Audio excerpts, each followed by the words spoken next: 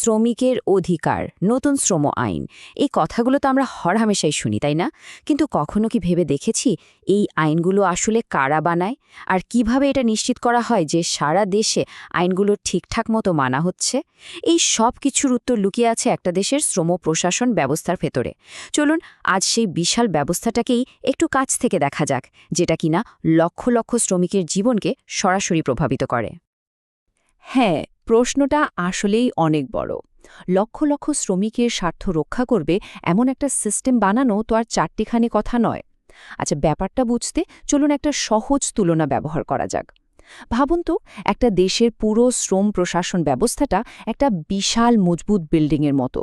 যদি আমরা সেই বিল্ডিংয়ের নকশাটা বুঝতে পারি, মানে এর ভিত্তি কোথায়, দেয়ালগুলো কিভাবে উঠেছে, তাহলেই কিন্তু পুরো সিস্টেমটা আমাদের কাছে পরিষ্কার হয়ে যাবে। তো যে কোনো ভালো বিল্ডিং বানানোর আগে কি লাগে? একটা নিখুঁত নকশা, তাই তো? শ্রম প্রশাসনের ব্যাপারটাও ঠিক সেরকম। এর পুরো কার্যকারিতা নির্ভর করে একটা গোছানো, শক্তিশালী কাঠামোর উপর। চলুন সেই নকশা থেকে বাস্তবতার দিকে যাত্রাটা শুরু করা যাক। আচ্ছা, গভীরে যাওয়ার আগে একটা মূল বিষয় পরিষ্কার করে নেওয়া যাক। এই যে আমরা শ্রম প্রশাসন ব্যবস্থা বা লেবার অ্যাডমিনিস্ট্রেশন সিস্টেম বলছি, এটা আসলে কি? খুব সহজ করে বললে এটা হলো সরকারের সেই অফিসিয়াল ফ্রেমওয়ার্ক বা কাঠামো, যার কাজ হলো দেশের শ্রম আইন আর নীতিগুলো তৈরি করা, সেগুলোকে বাস্তবে প্রয়োগ করা এবং সবাই যেন তা মানে সেটা নিশ্চিত করা। এক কথায় দেশের শ্রম জগৎটাকে চালানোর মূল চালিকা শক্তি হলো এই সিস্টেম। তো আমাদের সেই বিল্ডিং তৈরির গল্পে ফেরা যাক। বিল্ডিং বানানোর প্রথম কাজ কি? অবশ্যই ভিত্তি স্থাপন করা। শ্রম প্রশাসনের ক্ষেত্রে এই ভিত্তিটাই হলো এর কেন্দ্রীয় কাঠামো।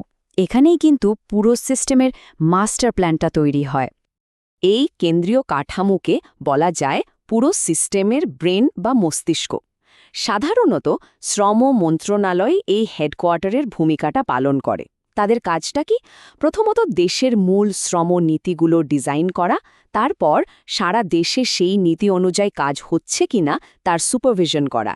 এমনকি আন্তর্জাতিক সংস্থা যেমন ILO বা ইন্টারন্যাশনাল লেবার অর্গানাইজেশনের সাথে যোগাযোগটাও তারাই রাখে। আর হ্যাঁ, এর অধীনেই কিন্তু কলকারখানা পরিদর্শন অধিদপ্তরের মতো বিশেষায়িত ডিরেক্টরেট থাকে, যারা নির্দিষ্ট কাজগুলো দেখে। আচ্ছা, আমাদের বিল্ডিংয়ের ভিত্তি তো তৈরি, কিন্তু শুধু কাঠামো দিয়ে কি একটা বিল্ডিং বাসযোগ্য হয়? হয় না। এর ভেতরে দরকার ওয়্যারিং, দরকার প্লাম্বিং, মানে সব রকম সংযোগ। শ্রম প্রশাসনের ক্ষেত্রে এই জরুরি সংযোগের কাজটা করে বিভিন্ন মন্ত্রণালয়ের মধ্যে সমন্বয়। ব্যাপারটা হলো, কোনো শ্রমনীতি কিন্তু একা একা চলতে পারে না।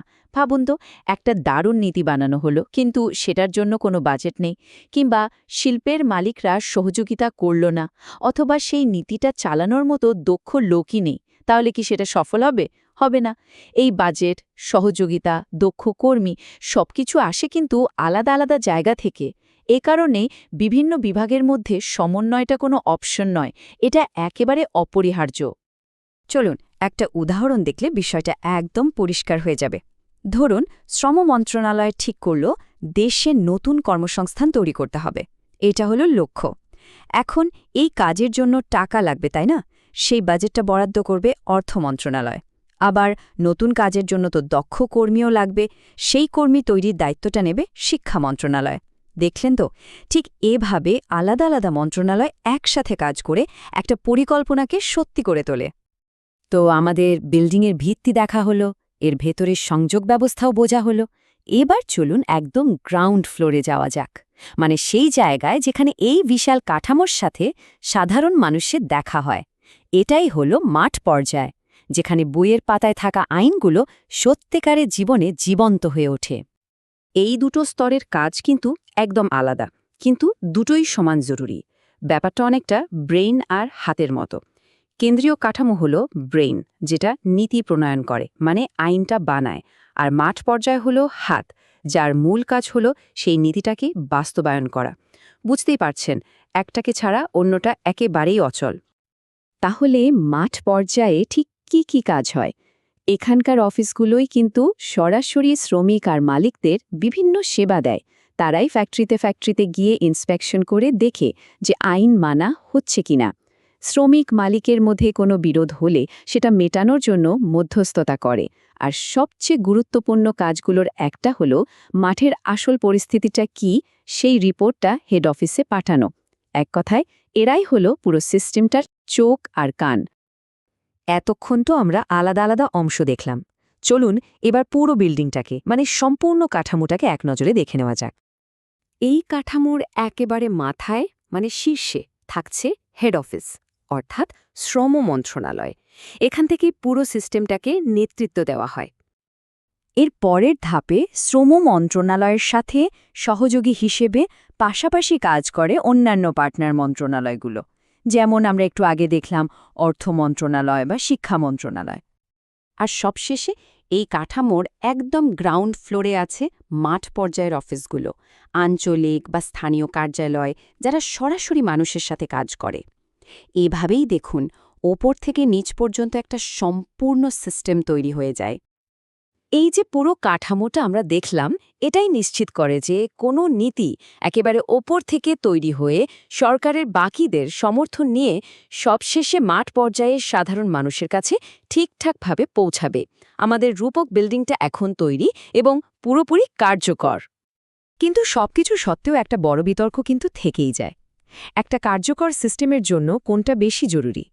একটা শক্তিশালী কেন্দ্রীয় কাঠামো নাকি একটা শক্তিশালী মাঠ পর্যায়ের নেটওয়ার্ক?